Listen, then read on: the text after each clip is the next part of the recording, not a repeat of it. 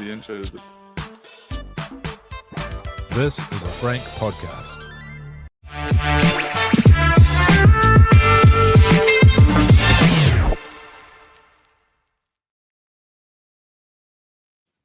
The Warriors Life Podcast 2025, episode 21.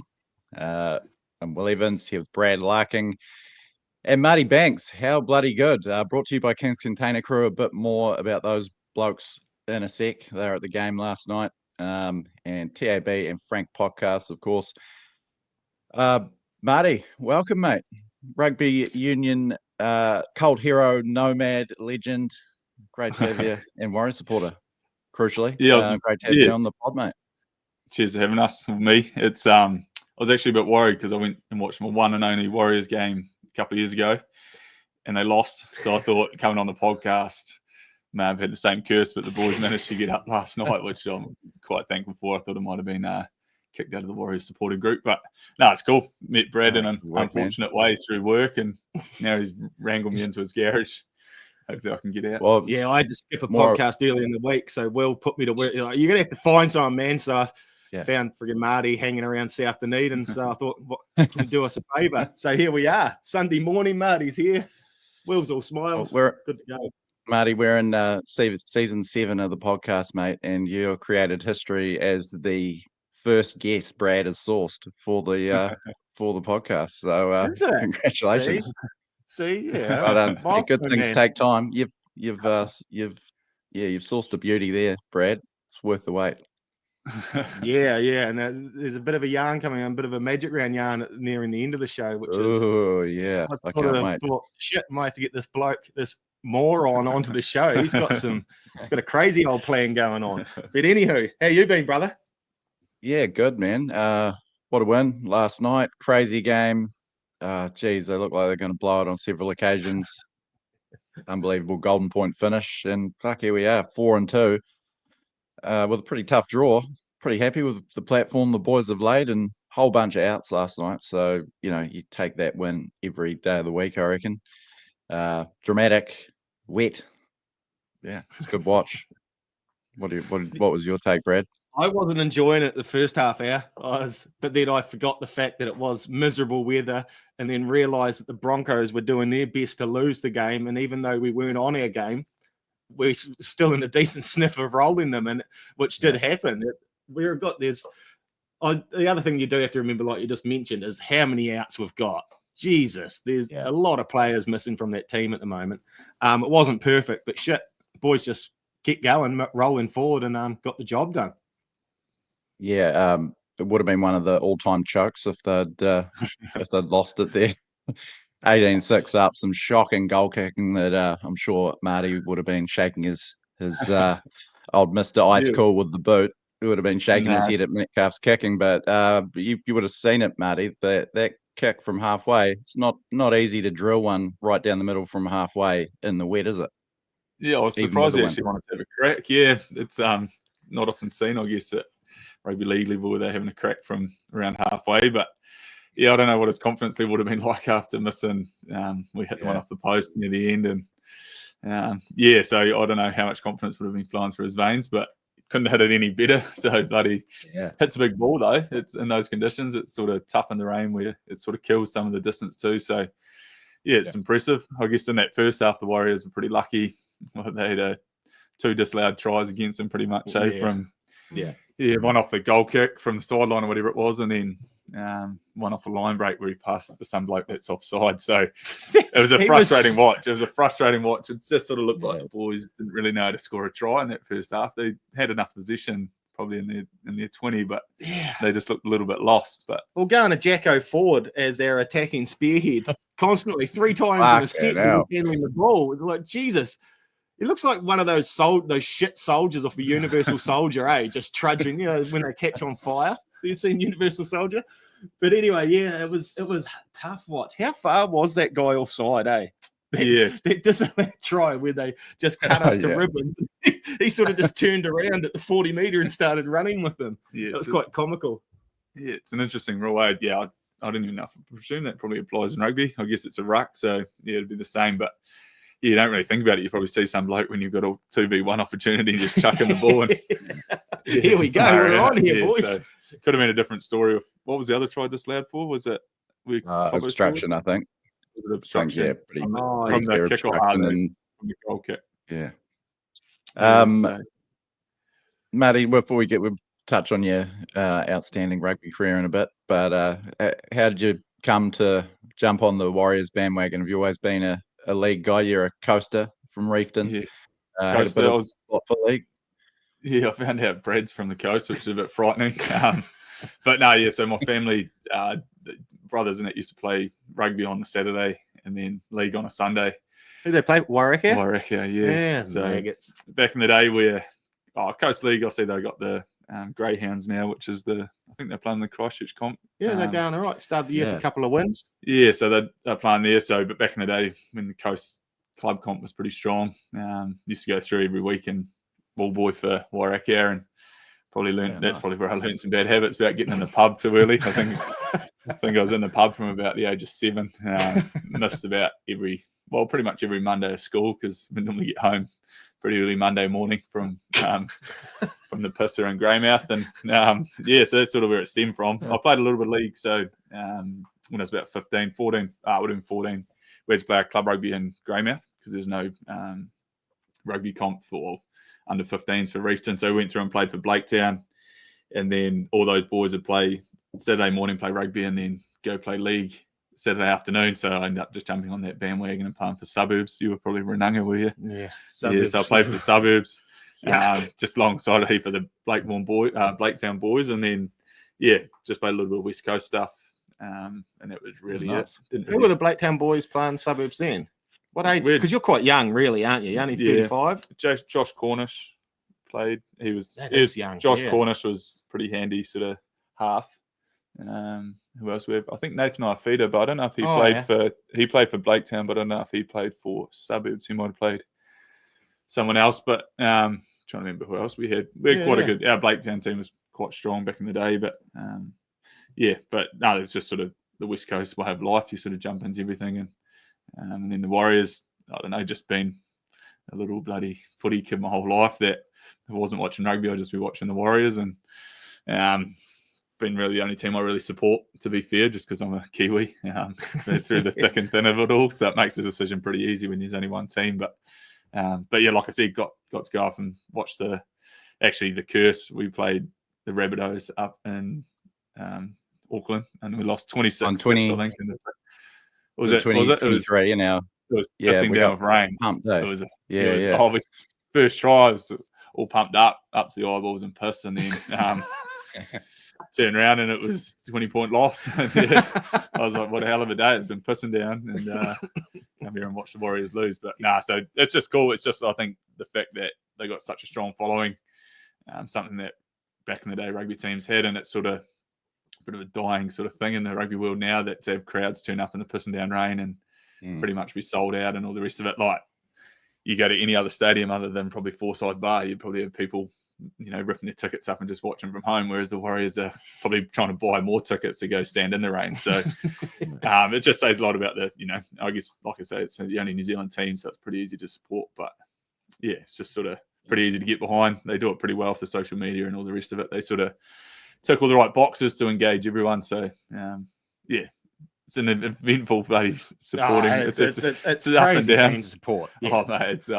some weekends I just you ask the missus, I just sit there and I'm fucking all over the place. But probably more frustrated fucking with league than my rugby career, to be fair. Fucking I was in the lounge. Sorry, just quick go, segue. I was in the lounge Friday night. Ted was sitting there supporting. He's a Bulldogs, follow Burton from Penrith. Now he's big on Bulldogs. And I was sitting there looking at this little prick, this 13-year-old kid, and his team has way more of a chance of win. He's going to see his team win a premiership before me, I reckon. Oh, fuck. Yeah. It dawned on me. I felt like throwing the cider at the back of his head on the couch. It's just like so jealous. Yeah, tough old team to support. They could go on and win it, the Bulldogs, this year. He's only been supporting them for a year and a half. Yeah. I've been doing it 35 years and my team's never won. Yeah. Yeah, they look pretty good. Yeah. That's just about the benchmark. It's a crazy comp, and we're sitting third on the ladder. I think the lowest we can fall is fourth by the end of the weekend. Yeah. We don't feel like a top 4 team by what we've served up, but 4 wins from 6 games, bloody bad. And good to see them, A, winning at home again, B, winning in the wet, because as you mentioned, that game you're at, Marty, they sort of turned into a really shit wet weather team out of nowhere in 2023, and and winning close games, which was absolutely diabolical last year. Couldn't close out a tight one, throwing away leads and losing games. They've had kind of 3 close games now. The Roosters one was pretty tight all the way through. Tigers one was a thriller, and now Golden Point. 3 really tight ones, come away with a win. It's pretty good for a team with no real sort of, no talisman, no Johnson type player anymore. Got to be bloody happy with that. How lucky were we that Reece the Peace kicked it dead off that restart, and we didn't even have to go through Golden Point. You should have seen our message chat when, as soon as we were going to Golden Point, Will called it about 15 minutes from the end of the game when they scored their first try to go to 18-12. Will said Golden Point 1918, and I asked reeks of a 1918 loss. Yeah. And shit, our chat blew up as soon as we were going to Golden Point. We were not happy, but Reece couldn't see through all the tears in his eyes, I don't think. I want to talk about field goals with you in a second, Marty. I wasn't liking the prospect of going into Golden Point after seeing Metcalf's shank of his one attempt, and going into Golden Point against Reynolds and Hunt, 2 pretty sharp field goal kickers, not to mention Walsh, if he could sit in pocket too. But kicking a field goal, Marty, you kicked one of the great field goals for the Highlanders in the 2015 Super Rugby final. Absolute beauty. How hard is it to kick a field goal, or do the league guys just make it way harder than it actually is? I'd say it'd be hard. And last night with the wet conditions and trying to get a decent pull from the hooker, and then you just don't know. Like, it's such a marginal call where those guys are taking off from, because I guess the last one he had, we were deep into the 10 metre, so they're only having to come an extra 5 metres, and I swear they get the jump every time on the. Wasn't a great pass either, It was a metre short too. He just stepped forward into pass. So but it's tough because they're right on him. I was actually surprised he actually got the kick away, to be fair. It is tough because that one against the Hurricanes, it was probably similar to where their chasers were coming from. Our guys were coming from the ruck, but it's probably the same distance. I was probably 15 metres back off Nuggy's pass, but if they get a flyer, it's actually the thoughts that go through your head as the ball's coming to you, and you're just trying to work out. You're trying to work out how much time you've got to get this ball from your hands to your foot, and then to clear them. You can't just kick it straight through them, and so in those conditions it'd be bloody tough. But it looked like they wanted to go one tackle earlier. I think you could see Metcalf in the pocket, but then they got that good carry, which then actually nearly probably hindered him, because we went 5 metres deeper into their 10 metre, which then takes some more time off him. And you could see when he got the ball, he was just trying to get the ball onto his foot as quick as possible. And some people make it look easy, but a big lanky bugger like me, I struggle to do it. So I actually fluked that one against the Hurricanes. Probably, I think it's the only one I might have kicked a couple at club footy level, and that's about it. So, really? You only one at top level? We practiced. That was, I think, maybe tried kicking one for Tasman. Didn't really take too many, but I think me and Lima practiced that whole week and could barely get one over the crossbar. So I don't know where that one came from. It was straight down the middle, which was nice. It's always a bit relieving when you actually hit a kick and you just know straight off the boot that, one, it's not along the ground, and then 2, it's straight down the middle. So, but building up to that, I had 2. I got we had 2 just before that, so I had a crack. And because I was the only one back, so our boys were all out on their feet, so I was the only one back. So if I get charged down, we're up by 4.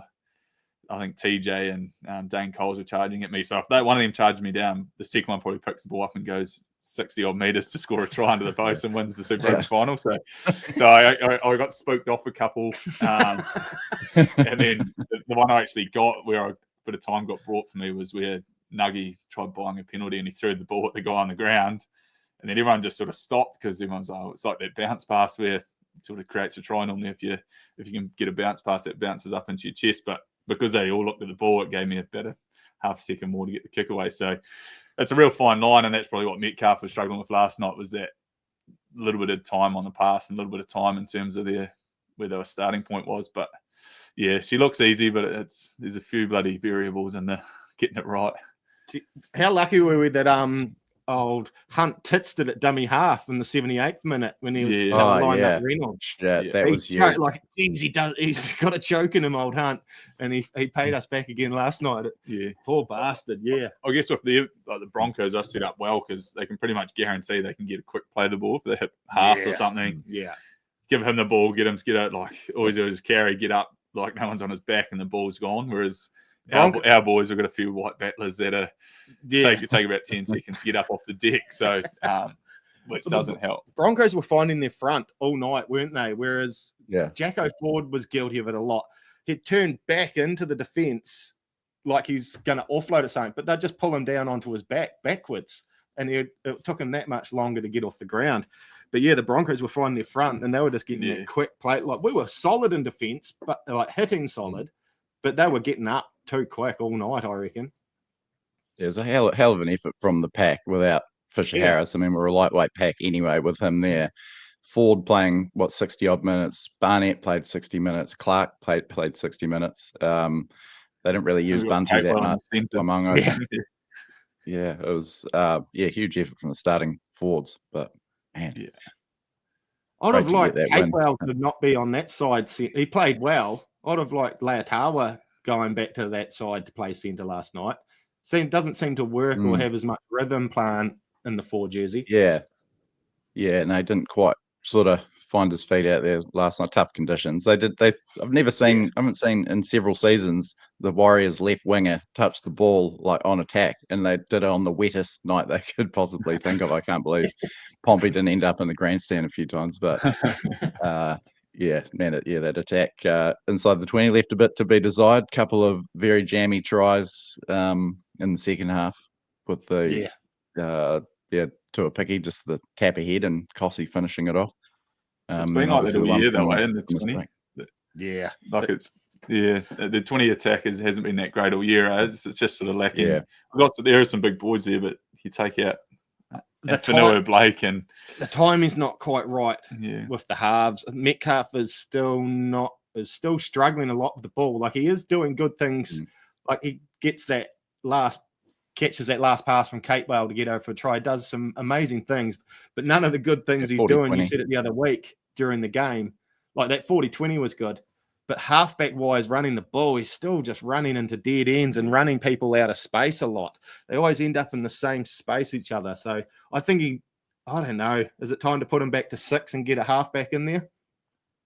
He did the bulk of the kicking last night, whereas most of the season they've sort of shared it, him and Chanel. But a lot of the time you wouldn't know which one's the 7. No, Chanel sort of takes over a bit inside the 20, which is good. But man, you probably need Metcalf to be a lot better going forward. But what obviously another highlight, Lega Halasima. How fucking good is he? That try was from absolutely nothing, like flat-footed standing start and just bust through. You just don't want to overuse your weapon there, but he got his one chance and absolutely iced it. Yeah. Man, he's just so good, and he just loves taking the game on. 19, 19. And he's great on defense too. Geez, he puts in there. He's just up at his feet and into up and into them quite often. Jeez, I stumbled. First start as well, and 60-odd minutes. Like, we're used to seeing him for 30-something at the most. To start in pretty grueling conditions and play 60-odd minutes and have that impact still was, another big step forward for him. Interesting to see what they do. I mean, can you actually bench him now after that, or do you bump either Nikore or Capewell back to the bench?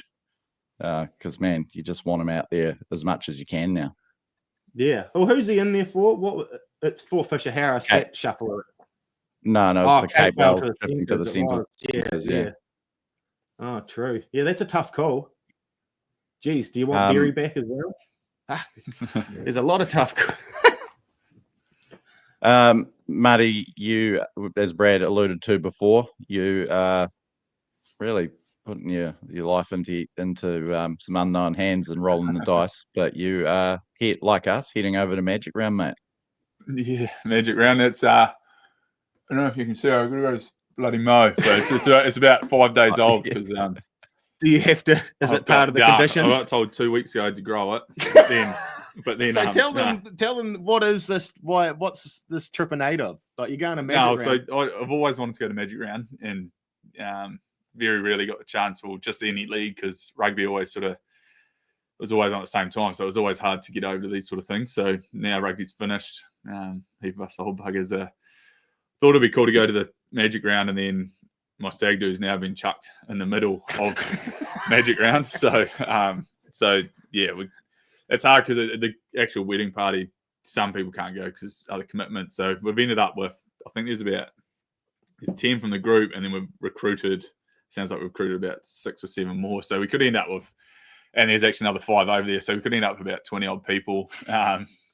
Most of them are mates. Some of them I've probably never met before, or may have met over a beer or something like that. But it really was just a lad's piss up, and then my stag do's now been chucked in the middle, and I was kicked out of the group chat quite a long time ago now. Just got told to pay me money and piss off, and then 2 weeks later told to start growing a mow. So 2 weeks ago I got told by my best man, Kieran Fonateri, I need something from you. And he keeps asking me these fucking questions. He's like, what blue, pink, fucking orange, white, fucking blue. And then so he just gets these random questions will pop up. He'd be like, what shoe size are you? And all this sort of shit. So he just keeps fucking. Then I got my fucking workmate ask me if I'm scared of heights. So I'm like, fuck, what's going on? Like, yeah, I am scared of heights. I am scared of heights if you're gonna chuck me off a fucking bridge or something, you prick. But you have no idea what you're in for there. No idea. But so the Mo thing. So I was just lucky because about a week and a half ago, I got asked if I wanted to fucking wear a suit, and got told it was going to be in the newspaper. I was like, that's sweet. Don't mind it being in the newspaper. But I said to my mate, I was like, fuck. My mo's been growing for about 2 weeks or a week and a half. It's red as fuck. I was like, there's no way I'm having this thing in the photo because it's going to end up in the paper. And then I found out after the photo's taken, it's probably going to end up on the back of a bus. So I'm glad that. So they let me cut it, but I've got to grow it and through. So it won't grow much by the time the first rolls around. It's only a week and a half. So, but yeah, so that's that. And then, so I don't know. We're flying on Thursday, playing golf Thursday morning.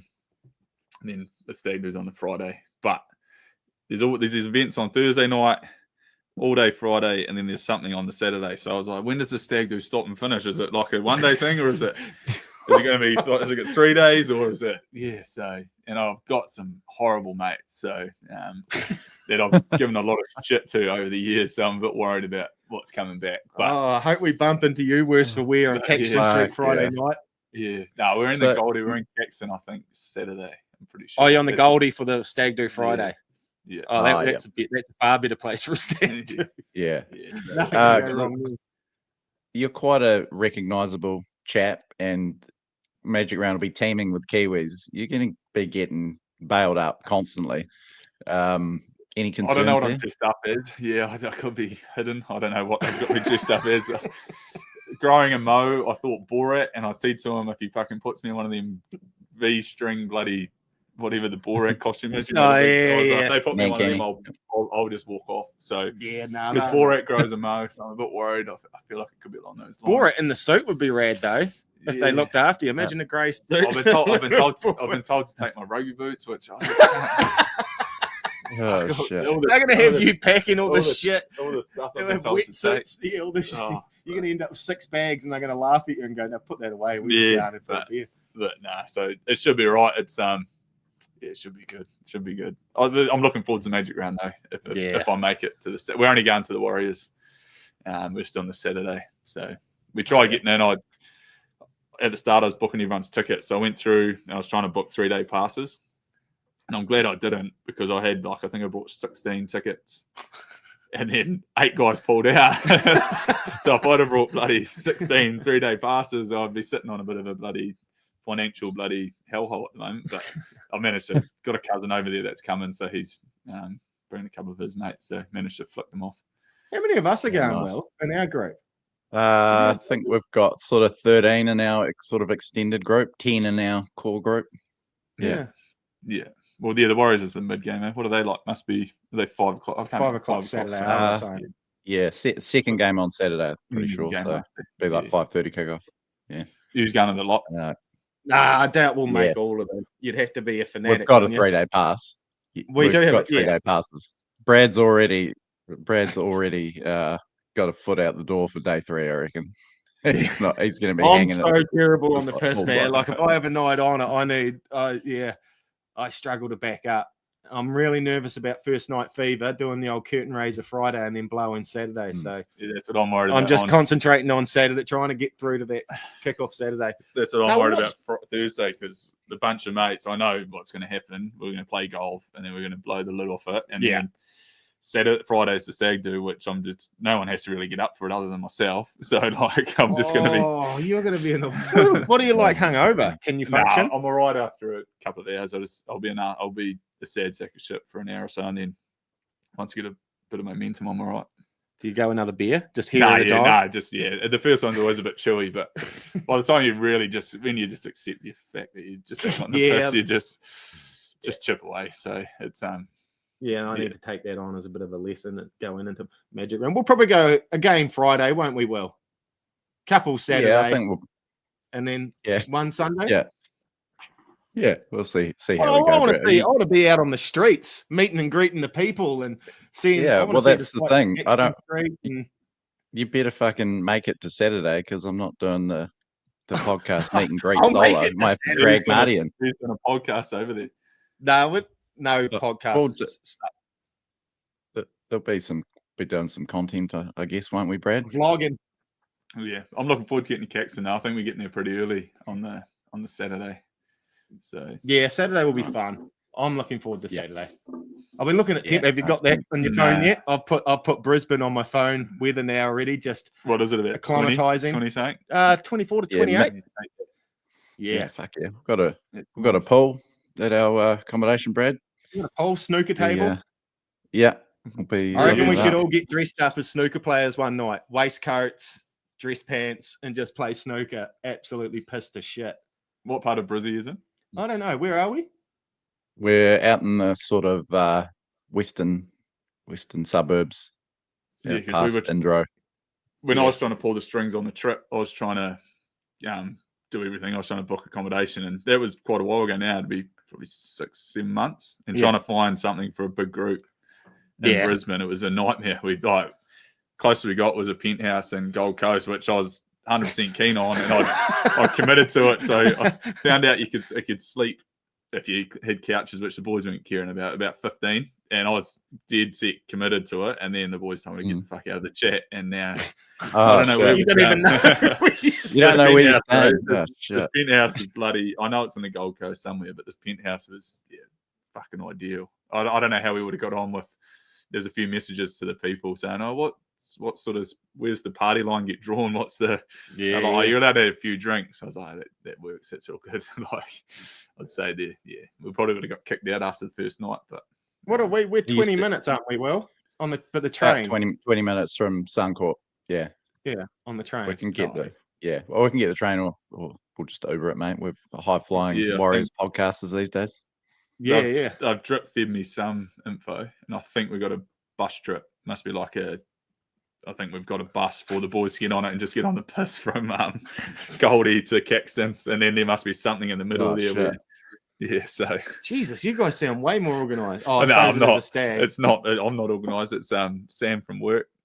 Oh, Sam, is he all over? He's must have some family and stuff over there, so he's been doing some recon. A lot of my mates are useless, so if I left it up to them, they'd be fuck knows. Will could never leave it up to me. Fuck no. If it goes pear-shaped, Marty, how much of a lead-in have you got to the wedding? Have you got a bit of I got a bit of clearance October. there? October, but because a lot of people can't come, the fiance's old man and brother-in-law and stuff can't come over. Probably didn't want to come over. The brother-in-law couldn't come, and then I didn't want to ask the soon-to-be father-in-law, because I don't know if he'd want to be alongside some of my mates for 3 days. So 3 days. So old boy's just sitting there reading the paper. We've got something else checked up for when the Highlanders play Crusaders end of May. So got another. I don't think it'll be a stag do. I think it'll just be some beers, hopefully on. Jeez, you'd be happy to get this wedding behind you, man. Fuck. Yeah. So it would have been all good to have everyone over there, but so it looks like I'm gonna have sort of a second stag do, but it won't be. Hopefully, it's nothing like the first one. I'm a bit worried about the first one, so I'll be nervous as shit. Yeah. So should be interesting. Shit, yeah. You would have played at Suncorp. Have you married? No. Yeah, I'm married. Where's your ring? I don't. I keep builder. Oh, I keep smashing them. So what was your stag do like? Mine was mellow. I don't even know. Me and the missus were driving to Queenstown in February once, and we go, should we get married? And we were married at the end of March. Oh, so it was just ding dang do. Thank you. What about you? 13 years. Will? Mine was horrific. It was me and my best mate. We got married around the same time, so we had a dual one. We thought we'd sort of, power in numbers, but that just meant that everyone teamed up on us twice as bad. Up in Coolum, made a bit of there's a fair damages bill to the accommodation as well. It was quite stressful afterwards, to be honest. It was a good few days. Just nothing too major. It was just a lot of small things. People fucking, crashing into walls and shit like that. Fucking poor old Tim was like down at the hardware store getting stuff to patch up. Yeah, patch up holes in the wall, and it was a nightmare. And yeah, super fun, but fucking hell, I've still got How long does it go from it? I'm worried about it. Fucking.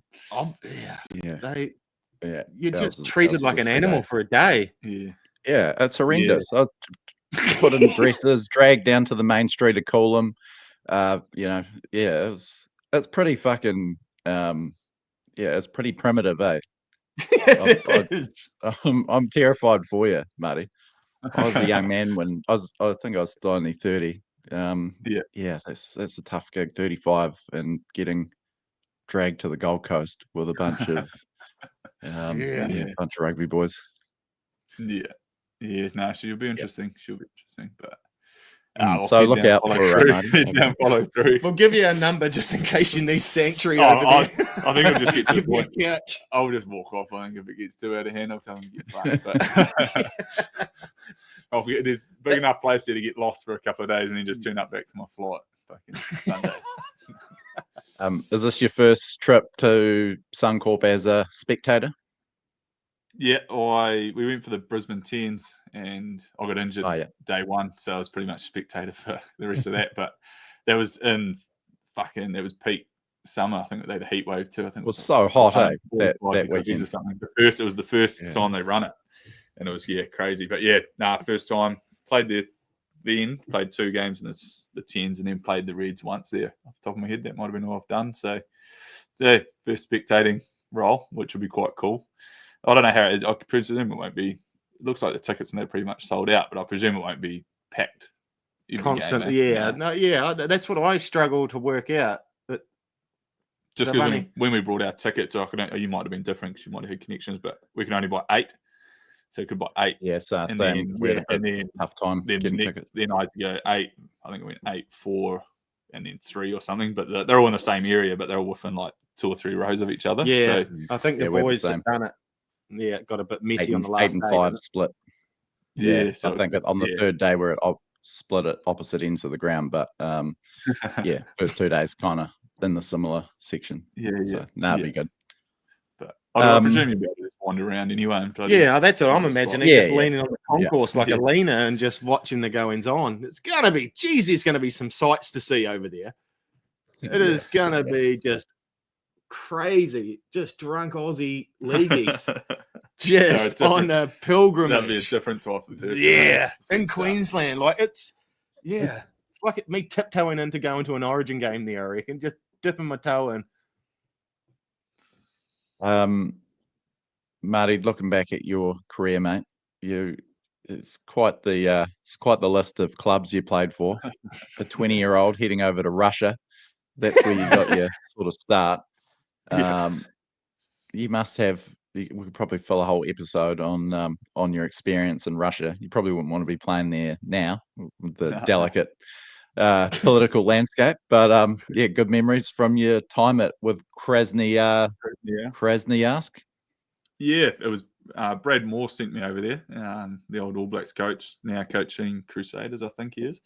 So yeah, I was in the Canterbury Academy, got crook, so was out for half a year, and then they just said, "Do you want to go over to Russia?" And I had I just didn't know anything about the place, and it all happened real quick. There, I didn't really get a chance to even look into what I was going into. I knew there was a couple of Kiwis there, and that was about it. It's a massive country, hey? I remember we were over there and a plane went down with an ice hockey team in it. I think like 20-something died. And I presume they're pretty much the same planes that we were flying on. So we get in Krasnoyarsk and we fly to an hour. And these planes they weren't in great nick. But this plane crashed after we'd been on some of these, and we never actually got on one after that. And I don't think I would have got on one knowing how badly when you look at them, it was it just screamed plane crashed before you got on there. Yeah, but it was an eye-opening experience. It was a lot of old. It's just the Kiwis that were there. They were a few years older than me, so they'd sort of done their dash in New Zealand. So when I got there, I was still in the mindset that I was just wanting to go over and get better at footy. But those boys are there. They'd finished with footy and they were just there to get on the piss. So in Russia, yeah. So they were just there to see the world and find. Was it a nice place, or was it just a dour? No, so looking grey, bleak. The centre of where I live was good, yeah. But on the outskirts was like third world country. It was sort of like, I don't know. I went to the Philippines, and the Philippines was all like dirt and tin sheds and all sorts of shit, but wasn't to that extent. But there were tin sheds, people living out of tin sheds, like between where I lived and where I trained. There was like this area that was tin sheds. Like an old lady just walking a pig up a muddy road. Yeah, it was stick tapping it on the bum as you drive past. It was a crazy place. And then we got there and the World Cup was on. So for the Rugby World Cup, and they were giving us 2011 World Cup. This is 2011. Yeah, so they gave us these like the hospital containers, and they were full of pills. And we were just taking. I just didn't really think about it, and I was just sitting there taking them, and then. Just before the World Cup started, a heap of Russians got done for drugs, and I was sitting there knocking over these things every day. I'm like, what is actually in these things? I never really stopped to think. I was like, it must be all good. So I was just knocking them back, and then a heap of these guys, I think there's about 4 or 5 of them, got done and kicked out of the Russian team for doping. And so I was just like, and then these boys are massive, like these Russians and these Georgian blokes, and she was interesting. She was interesting stuff, and then then I got a hip injury, so I can talk about it now because my career is done. But they called it Cox arthrosis. I still don't even know what this is, or I just woke up one day after a game and I couldn't run, and then they scanned it and they were telling me that I've got this fucking degenerative fucking thing in my hip that I've never felt and I've never felt since. And it was just a coincidence, maybe, of these fucking pills. I don't know what was going on, but I've never had this problem, never had it ever again. But they were telling me I needed to go home. So like, you need to stop playing rugby and go home and see a specialist. Yeah. And that was sort of coming up to like our semi-finals and quarterfinals. And then this was the doctor. So the doctor spoke broken English. He's like, go home, don't play rugby until you get seen by someone in New Zealand. So I was like, fuck, I'm going home then. So I hadn't been paid. So I got my pay. They had it all sitting in a duffel bag. But I had to go on and have a meeting with the CEO. There's a CEO, the doctor, the translator, and then some head honchos in the club. And I knew there was mafia involved in and around the club because they were at all of our games at home. But I was in this room, and I thought this doctor was on my side, and I walked in, and the doctor, they were talking, can Marty play? And he's like, yep, if I inject him, he can play. And I was like, what? You haven't even talked in my head. I was like, you haven't even talked about injections like this whole time. You've just been telling me to go home. So I just sat there and just got, if we inject him for every training, every game, he can play until the end of the season. And I was like, I don't know enough about what's going on. So I just said to him, I'm done, I'm gone. And then I walked out of the room, and everyone went away, and I went up to the doctor, and I was like, what was that about? And he goes, it was either you or my job. So he pretty much chose his job. So that's why he threw me under the bus a little bit and told me I could play. So I left that meeting. They gave me the duffel bag of cash. and they put me in a larder and sent me to the bank. With, I think it was about $30,000 New Zealand in the bag. And so I didn't have a card. I didn't have a credit card or any FOS card because I don't think they really set me up properly over there because I was sort of I was a last minute inclusion. So it was sort of all of it, like the whole banking system. I had a bank account, but they had no card or anything. But so I got in the larder and you got to pay up front. So I had to open up this bag and it had like fucking paper wrap around the wads of cash and fuck, all I was going through my head was just, I'm done. I'm just done because I knew this larder trip was about half an hour, and this guy knew I had all this cash in my truck, in my bag. Yeah, so got there and got on the plane, came back to New Zealand, landed 2 days before the World Cup final, and blew quite a fair bit of cash on the piss. And I got back. All my mates were in Auckland, and Jesus Christ, we sent just a young boy that just battled away for a few years out of university and just got hit with. Because the money must have cleared as I was coming back on the plane. So I landed in New Zealand, was sitting there, and I was just like, all my mates were all in uni and bloody labourers and stuff, and was like, fuck, let's go, boys. So I came back, and but it was they asked me if I wanted to stay 2 more years, so that was before my hit, so that they were trying to get me to do 2 more years, but I've said it quite a few times that it probably started my career because I knew I didn't want to be over there. I didn't want to be in Russia for 2 years, and I knew I wanted to get back to New Zealand to have a crack at trying to play professionally. Because after playing club footy over there, I was like, fuck, it's all good. Yeah, I don't know, $1,000 a week or whatever it was. I can't remember exactly how much we were getting paid.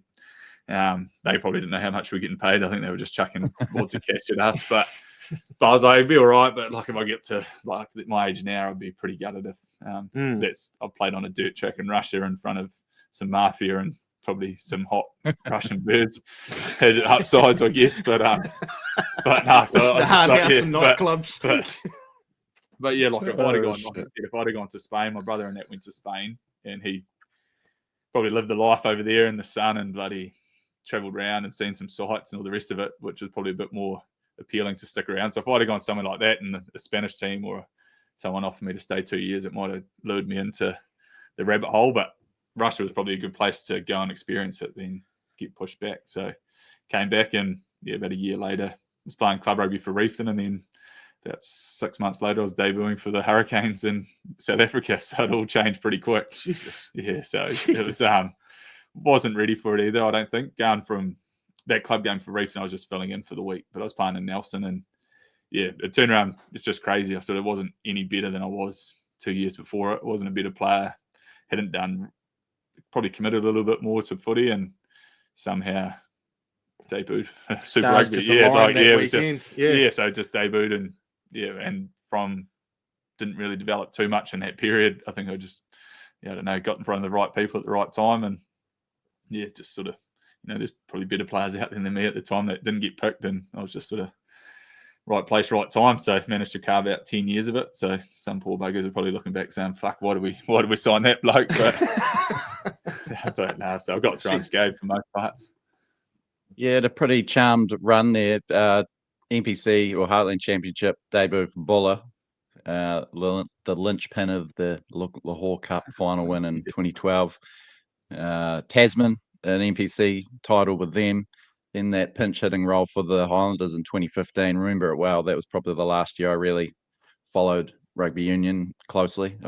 Long-suffering Highlanders fan, and winning that first comp, kind of obviously didn't follow them as closely, but similar to that sort of Warriors fandom, like you follow them hoping something's going to happen, and it was a crazy crazy year. Highlanders, great back line, pretty not too many stars in the forwards, a couple All Blacks on the back of that, but it must have been a crazy ride that 2015 season to win the comp.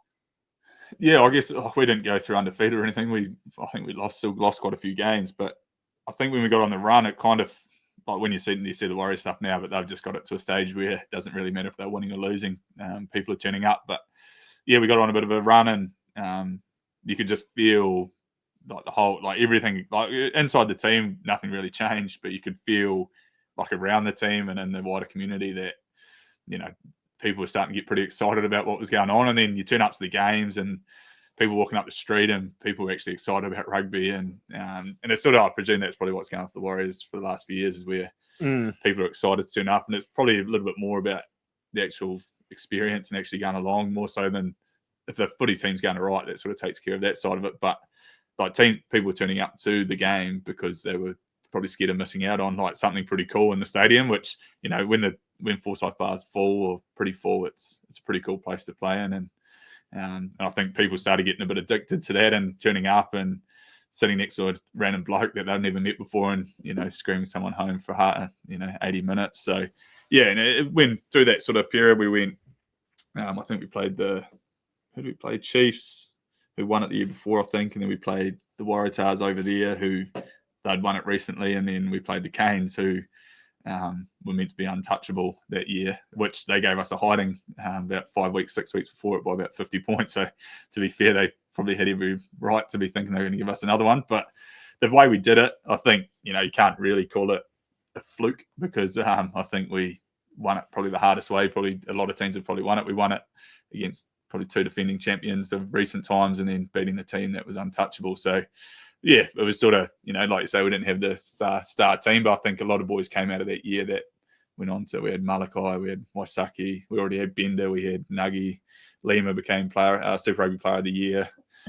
We had the Buckman, the Barracuda, but then we had Elliot Dixon, and so boys, and Nasi Manu, who's just a mad bugger that, you know, couldn't see out of his eye and tapes it up with duct tape pretty much so he can play a Super Rugby final. And yeah, there was just it was built on a lot of graft. Like our preseason, I know the boys and the Highlanders now getting flogged by Jamie Joe, well, preseason anyway, but preseason was tough, and I think they know deep down that we're probably not man for man better than a lot of the, you know, the Aucklands, the Crusaders, the Chiefs, and the Hurricanes, but we just got worked into the ground. And when you get a hiding for, you know, 2 months or 2.5 months in preseason, and I'm sure that's what the Warriors go through. This league preseasons look bloody hectic. Like, it looks, you obviously see the stuff on social media, so it's hard to know what the day-to-day stuff looks like. But we would get flogged relentlessly for like the whole week, and it sucked. It was fucking horrible. But then you got to the end of the preseason, when you actually started playing, you're like, fuck, it's just worth it, because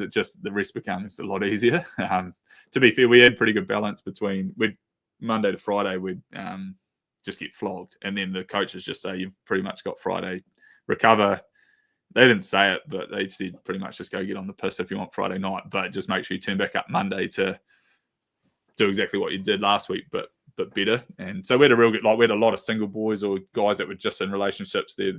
So the partnerships, the wives and the girlfriends and stuff were down there, but the strings weren't like strapped onto the boys. So we actually got out and got to enjoy each other's company. And during that preseason break, where there's no one in Dunedin, it was really just us hanging out with each other.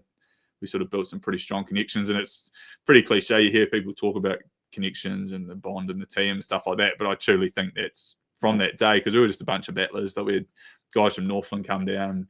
I think we had a guy from every province in New Zealand in the team, and a lot of them were just offcuts from the other Super Rugby teams. So we just had to come in. No one really knew each other. We'd just seen each other when we played NPC, and we just had to become mates, and real good mates, because that's pretty much all we had for a lot of the single boys. And it goes a long way. So yeah, some people talk about it, but we probably lived it for that year, and we're probably a better team in 2016, but we didn't make the final. We ended up losing to the Lions over there, but it was a pretty good run. The boys are trying to build back from it now, which is always tough, because I guess now all the fans just want to see like another year where it just sort of falls into place and they get another championship. But it's a bloody tough comp to win. Like, fuck, we played some good footy and lost, and then played some average footy and won. It's just, sport's a fucking crazy game, probably similar to the Warriors last night, you know, like, like you can watch a horrible game and somehow get a win.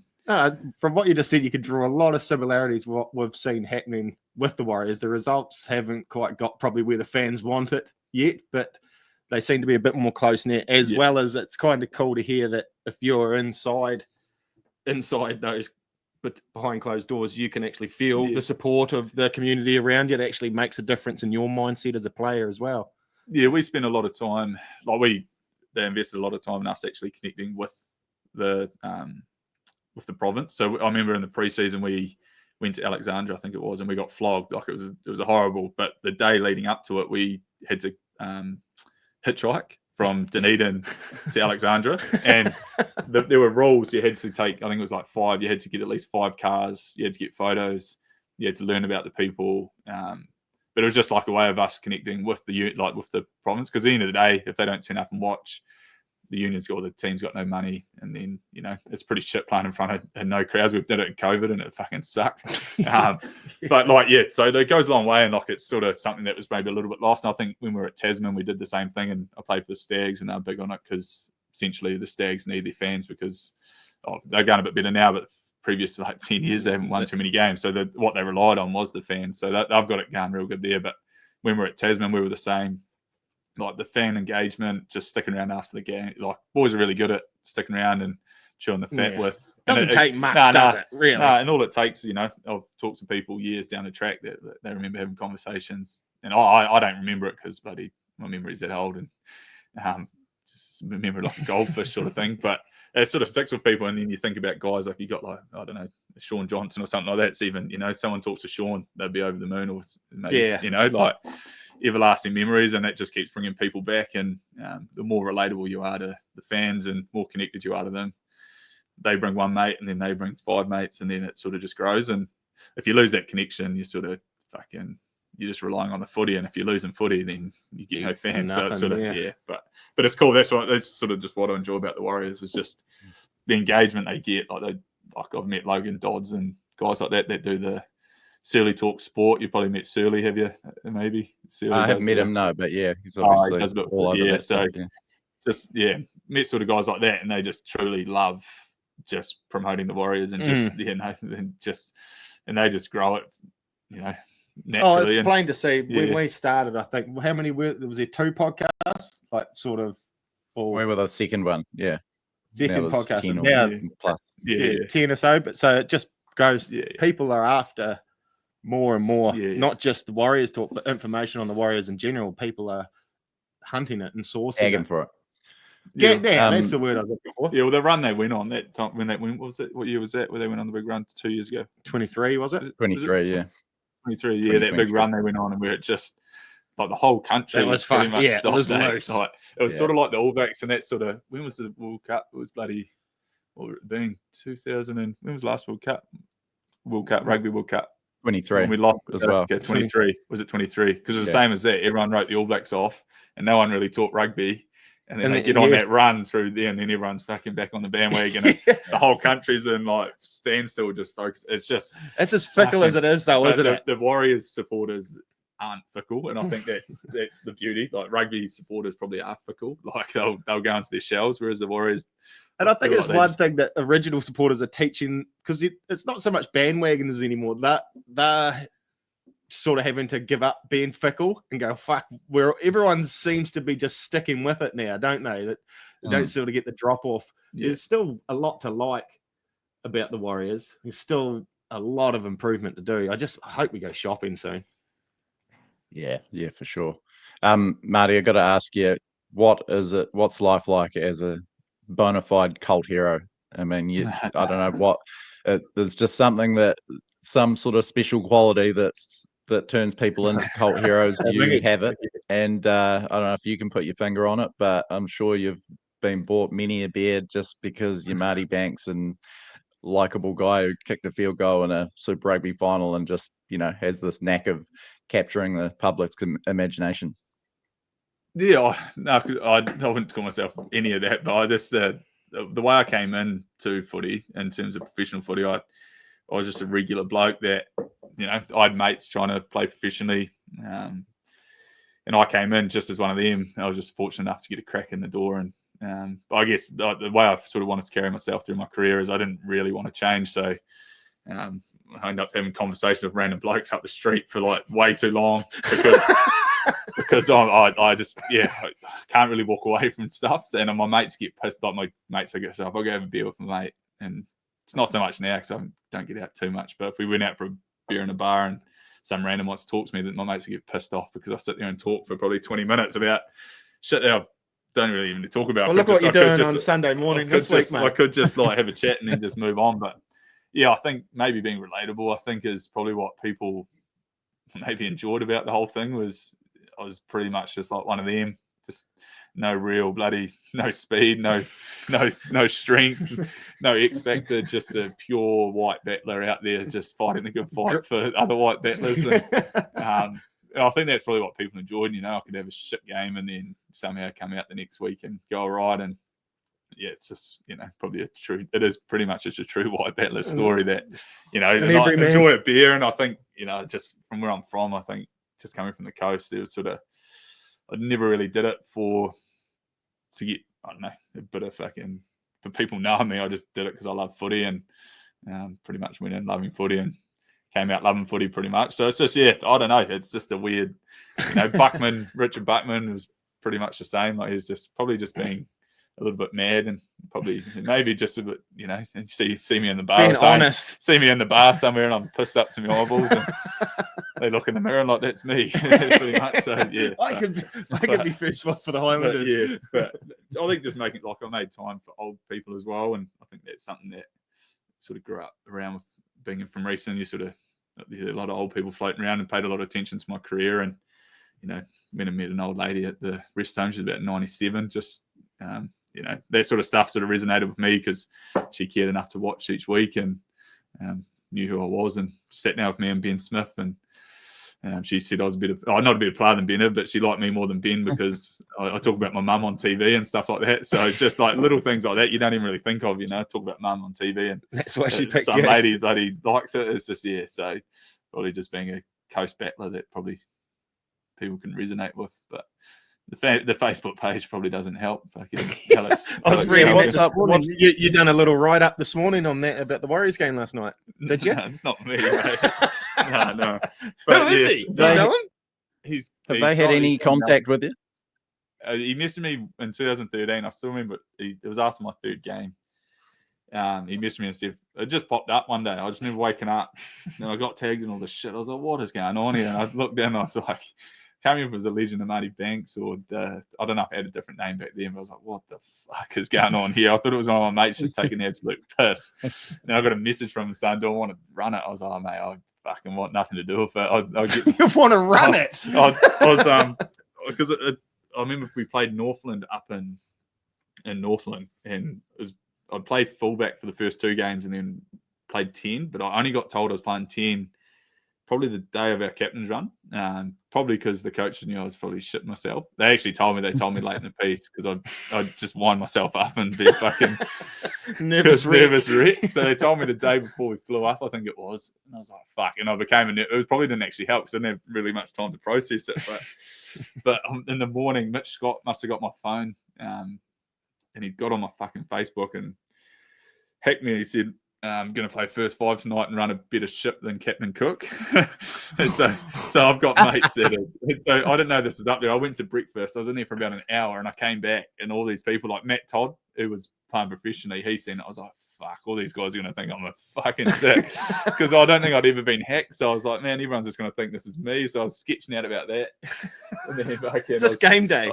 Yeah, game day breakfast. I was like, what the fuck? So I just found out I was playing 10, and then I got mates hacking my phone who have got mates on my Facebook that were playing professionally, and I was only young. I was young, so I was like, fuck, all these people are going to think I'm a cocky little fuckwit. And I was really just sitting there shitting myself in my boots. Yeah, but when I played, it was County. Sorry, we played.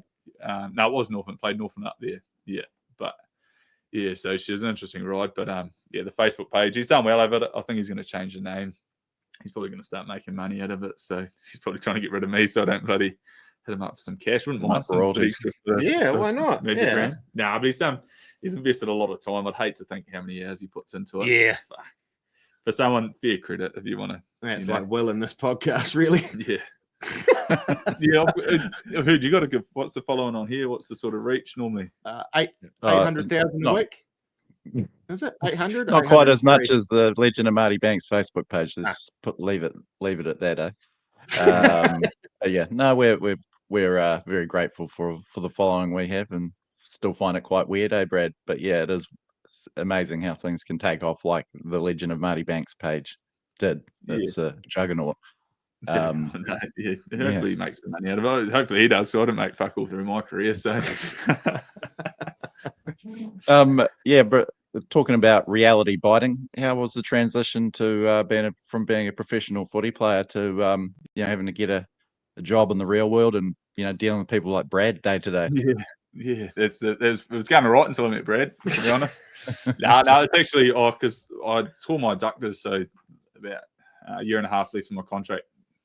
Ripped both my adductors, pretty much not off the bone, but I just sort of blew them to bits. And I guess got rehab, had surgery, did rehab again, and the longer it went on, it sort of nearly halfway prepared me that it was coming to an end. So, so I knew sort of roughly.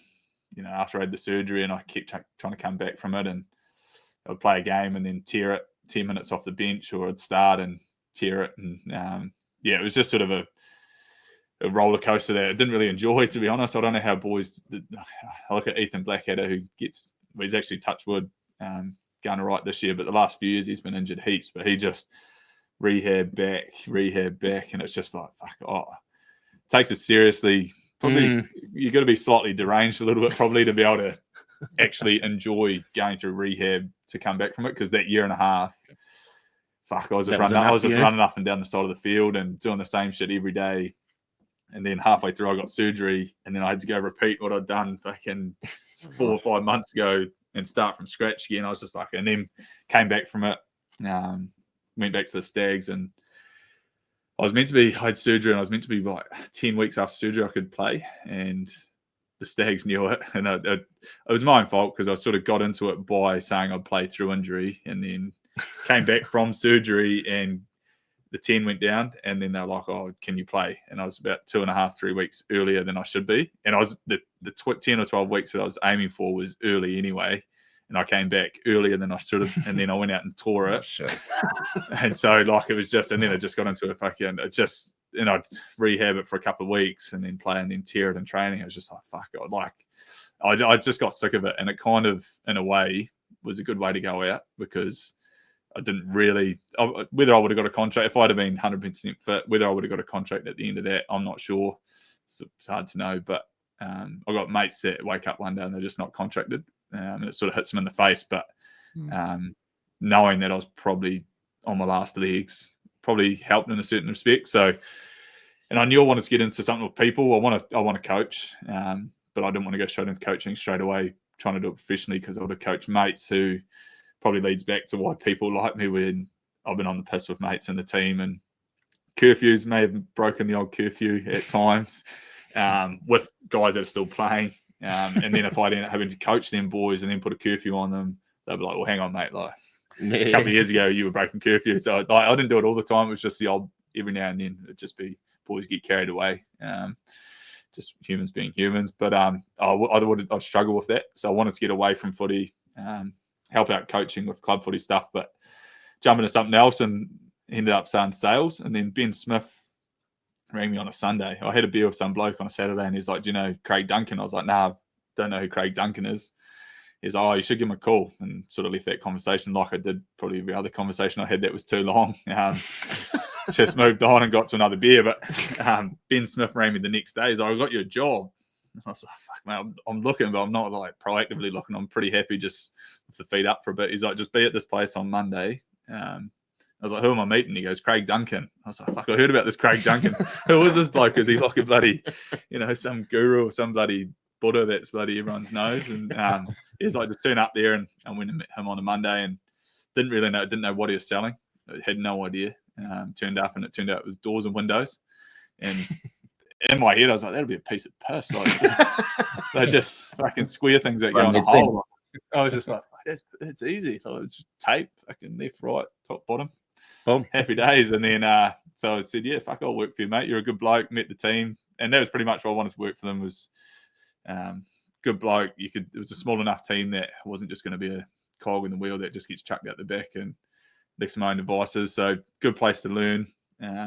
But once I started, I was like, "Fuck, there's a bit to a door and window." So it's probably taken me the past year to actually start to understand some of it. It's she's a wicked and wild world, and I'm just lucky that the manager, then I've got a guy called Luke Sharp. We're all in the office together, and then there's a detailer. They're all just good people, and I think that's what I was looking for coming out of footy, was just a company that cared about people and wasn't just a sort of, every company's obviously trying to make money, but they need to do it in the right way where they care for their team first. And that's the feel I got when I walked in the door, and pretty much why I said yes to that. Did I see myself selling doors and windows? No, not a chance. I fucking thought I'd be selling piss or something somewhere, but I will have a crack at coaching professionally, just when the stars line up. Yeah, well, I'll have a crack at trying to do it. Whether someone wants to give me a crack is probably a different story, but it's probably one of the things like a rugby career. You got to sort of start in your walker, and then just put your bloody big boy. So are you assistant coaching now? Yeah, just helping out. Just sort of started as defense coach, which of all things fucking doesn't make sense because I couldn't fucking tackle to save myself. But we got two guys that did attack for the last few years, and they didn't really want to do defense. So I said I'd help out, but I've sort of now migrated to sit between both of them. So leaning towards more of the attack, but trying to help out with the D. But I think I'll try and help out with maybe Otago 19s or something, just to coach something a bit more structured. Club footy is interesting. It's tough to demand heaps of the boys that are turning up for the love of it. And I look back to when I was playing club footy, and when I was a kid, well, not a kid, I was coming out of uni and Polytech, whatever it was easy because I was sort of, go to Polytech, go to training. But then you think about when you're actually working full time,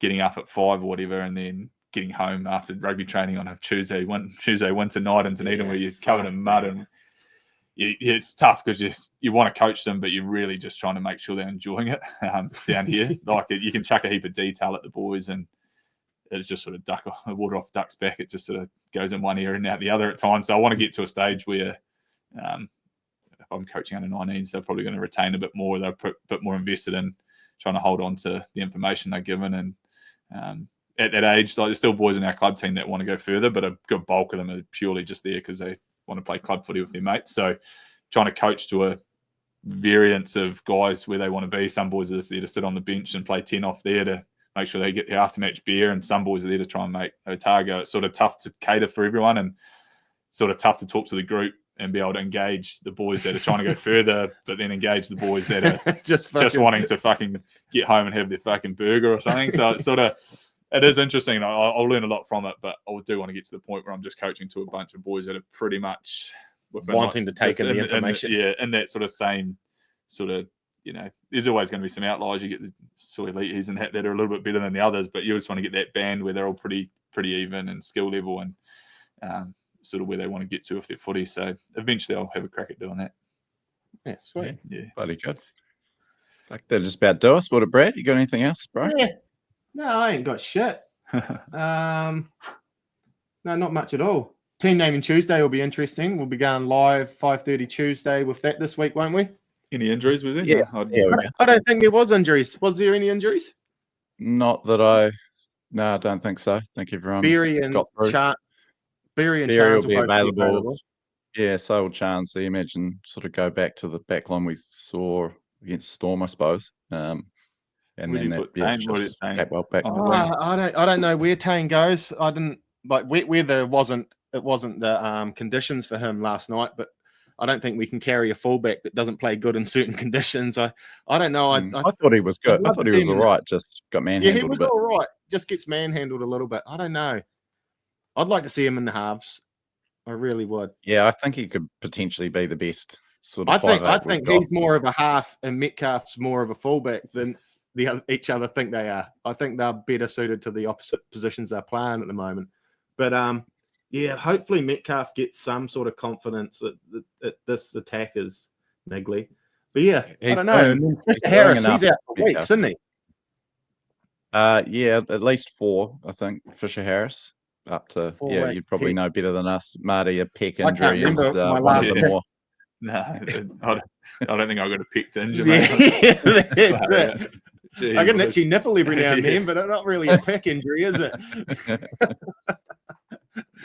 Yeah, but they're just, to be able to bank wins when we've got players like that out is, their 2 wingers are still out. I know you shouldn't. And I know you shouldn't, but I was looking ahead to the draw this year, and what teams I'm still reasonably scared of. I think we've got like 16 games to go. Is that right? Or what is it exactly? We only played about 6.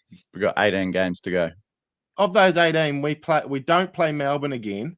We play Penrith once. We play the Sharks once and the Bulldogs once. Everyone else, I think, we can take on reasonably easy. I think we play the Knights. It is a pretty soft draw, really. Look at it, man. Yeah, we got the Knights. Roll through it. Yeah.